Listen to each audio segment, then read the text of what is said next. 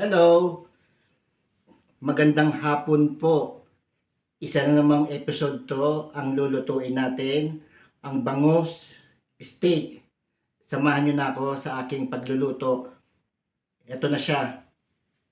Ang kailangan lang natin, bangus, patatas, sibuyas, kalamansi, bawang, toyo.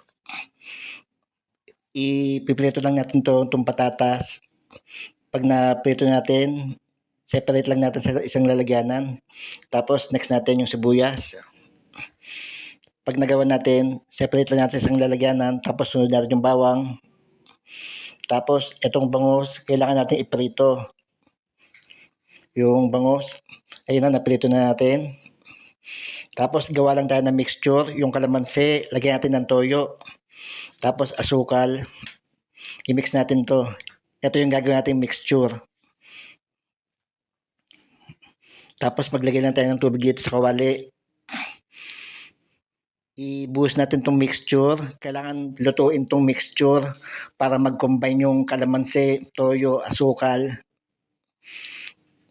Yan. Gawin lang natin hanggang sa lumapot to ng konti para maluto yung mixture. Tapos lagyan natin ng cubes.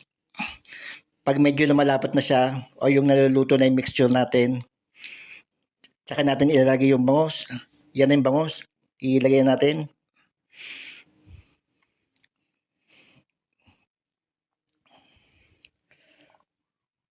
Next natin yung sibuyas na pinilito natin kanina. Gawin natin toppings.